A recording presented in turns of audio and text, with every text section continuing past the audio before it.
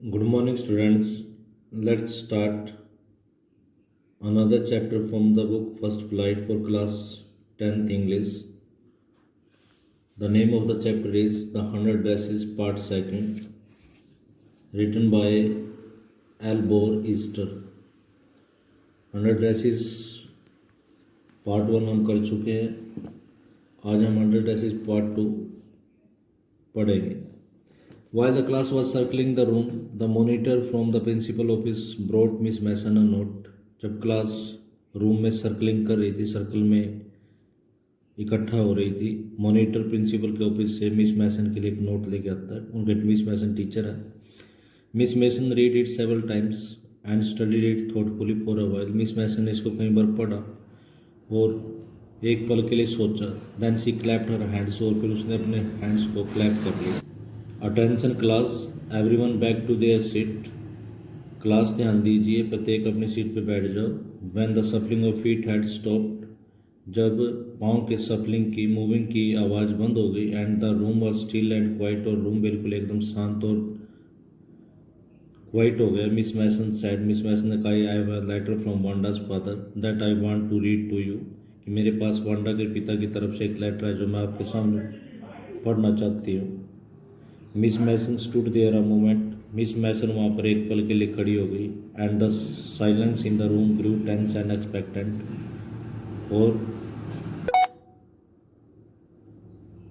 और रूम में silence tense और एक्सपेक्टेंट हो गई, मतलब ज़्यादा तीव्र हो गई. The teacher adjusted her glasses slowly and deliberately.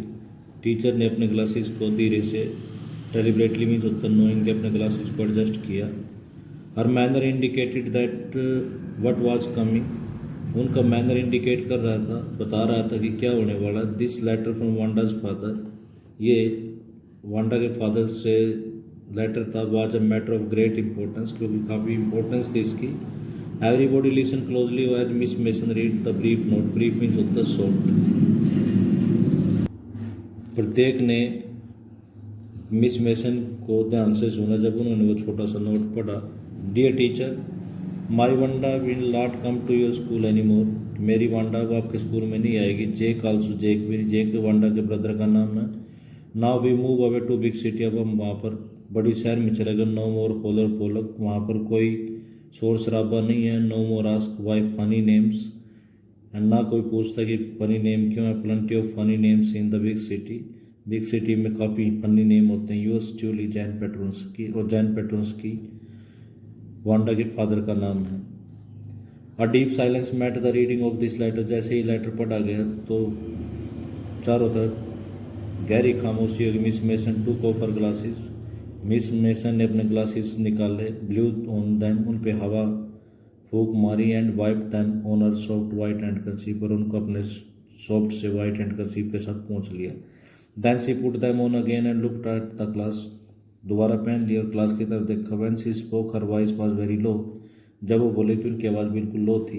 I am sure that none of the boys and girls in room 13 would purposely and deliberately hurt anyone's feeling because his or her name happened to be a long unfamiliar one. Unfamiliar का मतलब होता unknown. मुझे यकीन है कि कोई भी लड़का या लड़की रूम 13 में पर्पजली, जानबूझकर, डेलिबरेटली, नोइंगली दूसरे की फीलिंग को हर्ट नहीं करेगा, क्योंकि उसका नाम लंबा है और अनफेमिलियर है. I prefer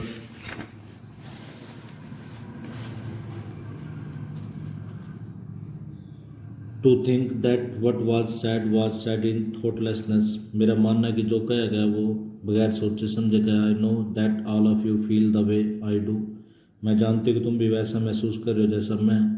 that this is a very unfortunate thing to have happen. कि ये बड़ी दुर्भाग्य वाली बात है जो ये चीज़ हुई. अनफॉर्चुनेट एंड सैड, बड़ी sad, unfortunate, unlucky, both.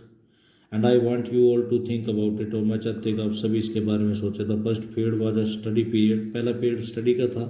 Maddie try to prepare a lesson. Maddie ने अपने लेसन प्रिपेयर करने की कोशिश की. But she could not put her mind on her work. लेकिन वो अपना माइंड अपने वर्क में लगा नहीं पाई.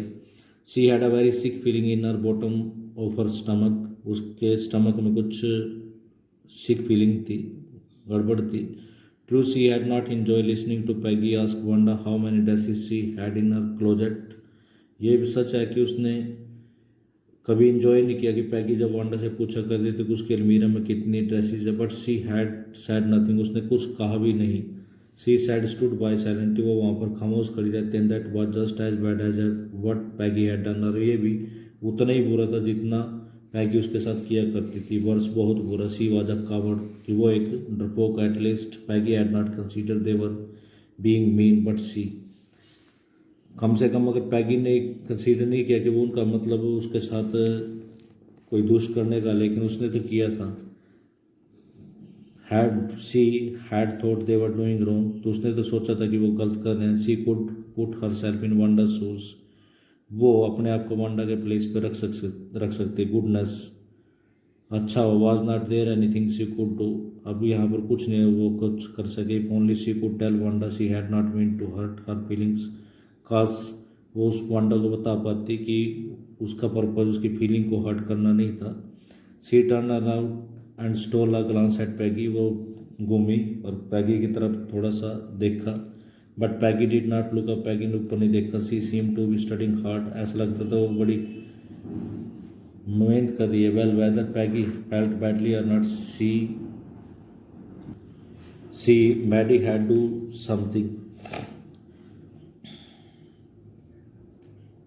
अच्छा पैगी ने चाहे बैड महसूस किया हो या नहीं किया हो, she Maddie had to do something, Maddie को कुछ करना चाहिए। She had to find Wanda Petronski, उसको वांडा पेट्रोन्स्की को ढूंढना चाहिए। Maybe she had not yet moved away, हो सकता है कि वो अभी ना गई हो।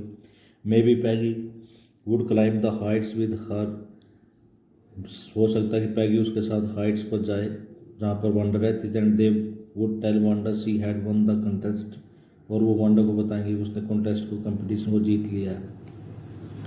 That they thought she was smart and the 100 dresses were beautiful, और वो सोचते हैं कि वो बड़ी स्मार्ट और उसने उसकी जो 100 ड्रेसें वो सारी की सारी सुंदर हैं। When school was dismiss in the afternoon, जब आफ्टरनून के बाद स्कूल को डिसमिस कर दिया गया, छुट्टी कर दी गई। पैगी सेड, पैगी ने कहा विद प्रेटेंडेड कैजुअलनेस, थोड़ा सा एक्सक्यूज करते हुए, hey let's go and see if the kid has left town or not, आओ चलें और देखें कि क्या उस लड़की ने शहर को छोड़ दिया नहीं। So Peggy had had the same idea, Peggy के मन में भी वही विचार था। मैडी ग्लोड, मैगी भी चमक गई। Peg was really all right, Peg बिल्कुल ठीक थी। Two girls hurried out of the building, जल्दी से बिल्डिंग से बाहर निकली up the street towards Boggins Heights, गली से होते बोगेनाइट की तरफ। The part of the town that bore such a forbidding air, यानी शहर का एक ऐसा प्लेस जहाँ पर एयर फॉरबिडिंग है, मतलब उसको हम टालने की कोशिश करते हैं।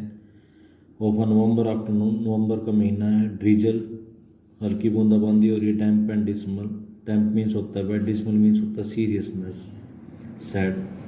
Well at least said Peggy gruffly, gruffly means होता है थोड़ा सैडली, पैगी ने सैडली बोला। I never did call her a foreigner or make fun of her name, कि कम से कम मैंने उसको कभी फॉरनर नहीं पुकारा और उसके नाम का मजाक नहीं उड़ाया।